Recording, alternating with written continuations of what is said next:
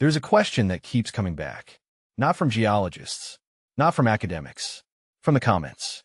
From the people who stood at the base of Devil's Tower or looked at a photograph of the tepuis rising out of the Venezuelan cloud and felt something shift in their chest that they couldn't explain away. If those are stumps, where are the roots? It sounds simple.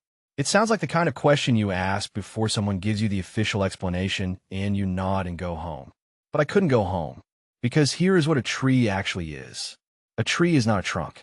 A trunk is the visible fraction, the part above ground, the part you can see, the part that gets cut down and carted away and turned into timber.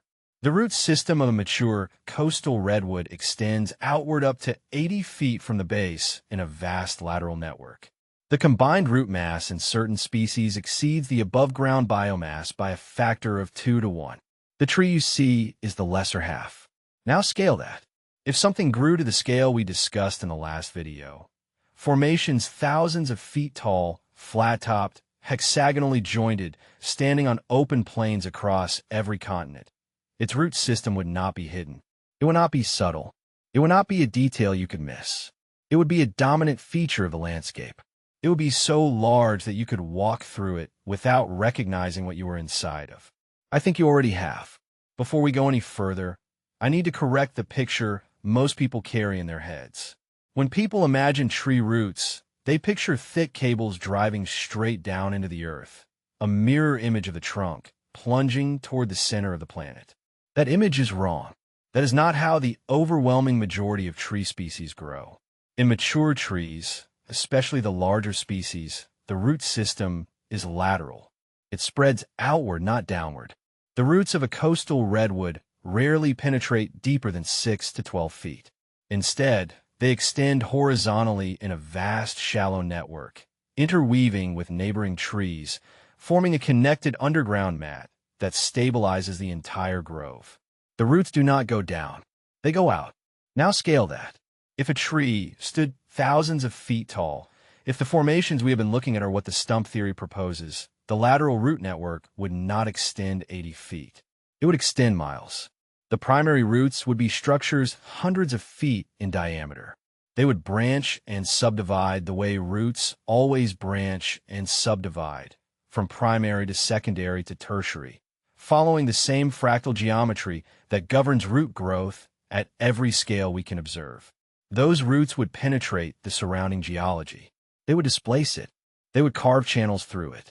They would create voids when they decayed or mineralized.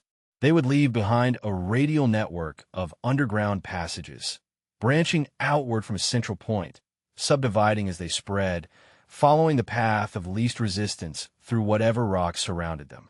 I kept reading that paragraph back to myself. Then I looked at a map of Carlsbad Caverns. Carlsbad Caverns National Park sits in the Guadalupe Mountains of southeastern New Mexico. The cave system contains over 119 known caves. Carlsbad Cavern itself has over 30 miles of mapped passages. The big room spans 4,000 feet in length, 625 feet in width, and 255 feet in height. The official explanation is dissolution. Sulfuric acid dissolved the limestone over millions of years. That explanation accounts for the chemistry. It does not account for the geometry. The passages do not form random voids. They branch. They subdivide. They radiate outward from larger chambers into progressively smaller tunnels in a pattern that speleologists describe using the same vocabulary botanists use for root systems. The technical term is dendritic, from the Greek dendron, meaning tree. The terminology is not metaphorical. It is morphological. The passages look like roots because they share the same branching geometry. The standard geological response is convergent morphology. Water follows the path of least resistance through soluble rock and produces branching patterns. Roots follow the path of least resistance through soil and produce branching patterns. Same physics, different materials, same outcome. That argument is identical to the one used for the hexagonal columns in the last video. Coincidence of geometry, not evidence of origin. And if Carlsbad Caverns were the only example, I would accept that. But it is not. Mammoth Cave, Kentucky, the longest known cave system on Earth. Over 426 miles of surveyed passages with new sections still being discovered every year. The passages branch, subdivide, and radiate from central chambers into progressively narrower tunnels. The primary passages run roughly horizontal, the way lateral roots run horizontal. Dendritic pattern. The system is Sac-Actin in Mexico's Yucatan Peninsula. Over 215 miles of underwater cave passages connecting cenotes, those perfectly circular sinkholes that punctuate the limestone surface like wounds.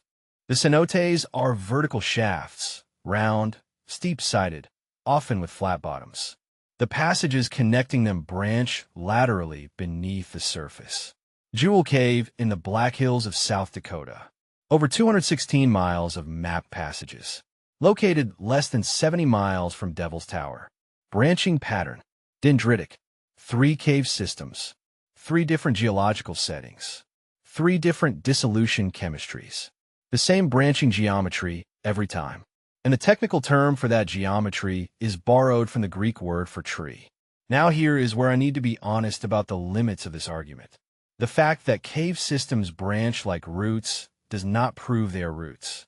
Branching is one of the most common patterns in nature. Rivers branch, lightning branches, blood vessels branch, cracks in drying mud branch. The physics of energy dissipation through a medium almost always produces branching, regardless of the specific process involved. If I claimed that every branching cave system on Earth is a fossilized root network, I would be making the same error I accused mainstream geology of making in the last video. Forcing evidence into a predetermined category because the shape fits. I'm not making that claim. I'm making a narrower one. I am asking why the spatial relationship between certain cave systems and certain surface formations has never been formally investigated as a possible biological origin. Because the geometry is not the only correspondence. The proximity is. Consider the geography. Devil's Tower sits in the northeast corner of Wyoming. Jewel Cave and Wind Cave sit in the Black Hills of South Dakota, less than 70 miles to the east. The Black Hills themselves are a geological anomaly. An oval dome of igneous and metamorphic rock rising from the surrounding sedimentary plains, roughly 125 miles long and 65 miles wide.